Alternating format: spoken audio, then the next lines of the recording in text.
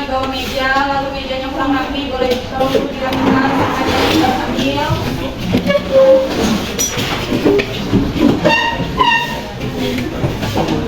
Sudah rapi? Sudah. Kalau sudah rapi, Ibu mau absen dulu ya. Kak Syifa, Ahmad, Amanda, Anissa Eka, Arya Pradana, Fauzan, Fawas, Khairia, Zahwa. Alhamdulillah sepertinya pada hadir semua ya. Sehat semua kan?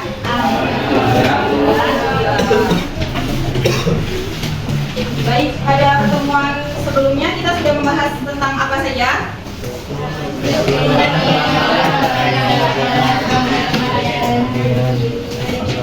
Coba Nia kamu sebutkan, pada pertemuan sebelumnya kita sudah membahas apa saja? Lalu? Dan? Ciri-ciri, ya. Pada pertemuan sebelumnya kita sudah membahas pengertian, fungsi, ciri-ciri, struktur, dan kaidah bahasaan. Pada pertemuan kali ini kita akan membahas tentang merancang teks editorial. Ibu akan memberikan tujuan pembelajaran kita, yaitu kompetensi dasar 4.5, merancang teks editorial dengan memperhatikan struktur dan kebahasaan. Jadi Ibu harap siswa diharapkan dapat menyusun teks editorial dengan memperhatikan struktur dan kaidah kebahasaan dengan tepat dan bertanggung jawab. Sebelumnya sudah ada yang pernah tidak menulis sebuah teks juga? Tidak. Teks apa? Selain itu? Nah, kali ini kita akan menulis atau merancang sebuah teks editorial. Nah, sebelum itu kita akan mengulas kembali. Amanda, tolong dibaca pengertian teks editorial. Teks editorial merupakan teks yang dituliskan oleh redaktur media massa yang berisikan tentang pendapat, pandangan, atau kejadian yang sedang menjadi sorotan di masyarakat dan bersifat aktual. Ya, jadi teks editorial itu teks yang dituliskan oleh redaktur dan berisi sebuah saran atau pendapat, pandangan, atau dan suatu kejadian. Selanjutnya, ya. Struktur teks editorial terdiri dari 3 bagian, yaitu pernyataan pendapat dan tesis, kedua itu argumentasi, dan yang ketiga berkesimpulan. Coba Anda sebutkan apa itu tesis? Tesis merupakan bagian pendahuluan atau bagian awal dari teks editorial yang mengenalkan Jadi tesis itu pengenalan isu. Fauzan, bisa jelaskan di bagian argumen? Dia mengenai analisis pembahasan ada tanggapan redaksi terhadap isu atau permasalahan. Ya. Ada yang bisa dijelaskan tentang penegasan ulang? Ya, Amanda boleh. Penulis menawarkan solusi yang bisa dilakukan oleh pihak terkait menghadapi persoalan. Ya, terima kasih ya. Jadi penegasan ulang itu sama seperti kesimpulan atau saran. Nah, selanjutnya kaidah kebahasaan. Kemarin kita sudah mempelajari juga tentang kaidah kebahasaan. Ada yang kita pelajari ada 4. Apa saja?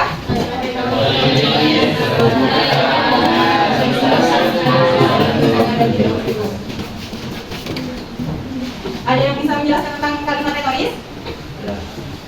Coba kamu jelaskan. Kalimat retoris itu kalimat yang nggak perlu dijawab. Paling ada jawabannya. Itu ada juga yang cuma ditanyakan gitu kemudian orang tersebut menjawab. Misalnya, apakah seorang atlet tidak diajarkan untuk lari? Jawabannya kan diajarkan. Mereka tidak lari. Itu dia perlu dijawab. Jadi ke ini diri. Nah, bagaimana sih Bu cara merancang teks editorial? Yang pertama, anak Ibu dapat menentukan isunya dulu atau topik yang akan dibahas. Di PPT yang Ibu paparkan, di sini Ibu mencontohkan pandemi COVID-19. Nah, di pandemi COVID-19 itu ada penyebaran, adaptasi, dan vaksin. Ibu mengambil dari vaksin. Lalu Ibu kan di topiknya yaitu tentang pelaksanaan vaksinasi pada masa pandemi COVID-19. Selanjutnya Contohnya yaitu mengumpulkan data. Mengumpulkan data ini dapat diperoleh dari majalah, surat kabar, terus buku, jurnal, ataupun hasil wawancara. Karena kan teks editorial ini juga bersifat fakta dan opini kan. Kita sudah mempelajarinya juga kan kemarin. Ada yang masih ingat? Masih. Atau sudah lupa? Masih ingat. Ya, jadi kita harus memperoleh bukti juga. Contohnya tadi kan Ibu mengambil dari vaksin COVID-19. Jadi struktur teks editorial yang kedua ada argumentasi. Nah, di argumentasi inilah anak-anak Ibu dapat menyampaikan sebuah saran, pendapat, atau yang lainnya. Apa itu pentingnya vaksin, sasaran vaksin itu kemana saja, lalu manfaat dari vaksin. Selanjutnya yang terakhir ada Pendekatan ulang. Nah, penegasan ulang ini seperti kesimpulan ataupun saran. Jadi di sini contohnya itu pentingnya melakukan vaksinasi pada masa pandemi COVID-19 dan sebagainya. Jadi paham ya kalau di bagian kesimpulan ini kan kita tadi sudah berargumentasi lalu kita simpulkan. Ada yang dipertanyakan? Ibu rasa sudah paham ya? Nah, jadi cara menulis teks editorial itu dengan mengembangkan kerangka menjadi teks editorial yang utuh. Kerangka itu tadi yang udah Ibu paparkan dari PPT, lalu memberikan judul yang menarik. Tadi Ibu memberi judul apa? Nah, dan yang terakhir menyunting teks editorial. Ada yang menyunting? Ya, jadi menyunting itu memperbaiki kesalahan-kesalahan yang ada di dalam teks. Apa Nandes? Sudah paham semuanya? Jadi berasa sudah paham ya? Karena materi kita hari ini merancang teks editorial, Ibu akan membagikan sebuah LKPD. Nah, LKPD ini nanti pada kerjakan bersama teman-teman kalian. Ada yang sendiri?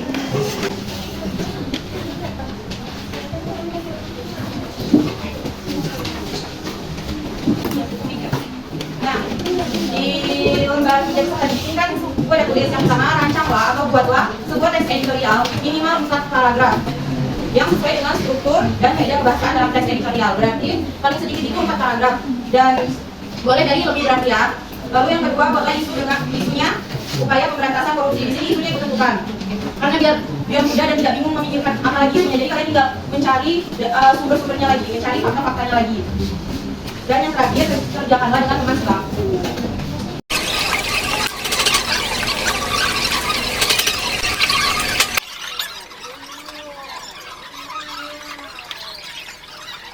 Sudah suaranya?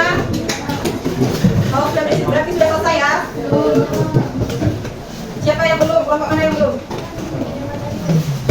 Minta beberapa kelompok untuk maju presentasi ya. Sudah siap? Coba kelompok ini. Diko, kelompok Diko boleh ke depan untuk menjelaskan kepada teman-temannya. Nanti kan temannya di depan ya. Waalaikumsalam warahmatullahi wabarakatuh. Kami tidak akan membacakan teks editorial berjudul Regulasi Pencegahan Korupsi. Gimana korupsi Indonesia pada penggunaan mudah? Mereka memiliki 3 strategi yaitu regulasi berdasarkan melalui sistem berbasis online. Selanjutnya ada surat pendidikan yang digalakkan dengan edukasi dan seminar untuk menjalankan pandangan masyarakat tentang tindak pidana korupsi. Bahwa korupsi terus mengapa mereka harus melakukan regulasi pencegahan korupsi. Karena satu masih banyak budaya uang terima kasih yang mengarah kepada korupsi. Itu masih harus berarti alasannya dan skala besarnya. Terus kedua, ini kan kalau regulasi memberikan data juga dengan masyarakat secara keseluruhan harus memiliki budaya uang terima kasih dan budaya yang bisa mengarah kepada korupsi. Selain itu, edukasi juga harus lebih diberatkan agar masyarakat melakukan korupsi dari mengambil orang lain. Terus kita harapkan yang terbaik untuk masyarakat ini dalam menangani korupsi ke depannya. Di penegasan ulang ini banyak kata harus sebenarnya prinsip pendapat opini terhadap masalah itu juga istilah penegasan ulang itu. Terus ada kata kunci kausalitas yang dibilang di kalimat sekolah berapa dan juga demikian presentasi dari kami. Data-data yang kelompok kalian ambil itu dari mana? Dari Inspektorat Banda Aceh Kota. Teman-teman ada yang mau ditanyakan? Tidak ya, sudah cukup jelas ya. Bahkan kelompok Nicholas ini lengkap bahkan ya.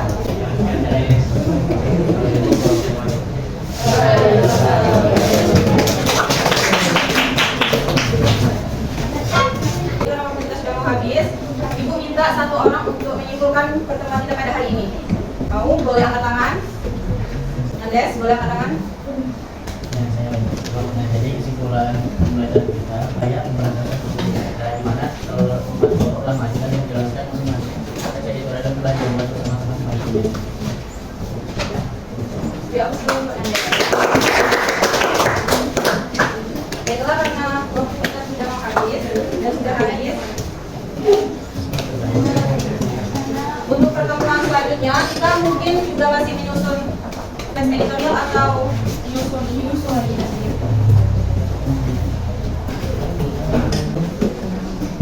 Baik, lebih dan kurangnya ibu mohon maaf. Ibu akhiri wabillahi taufiq wal hidayah. Wassalamualaikum warahmatullahi wabarakatuh.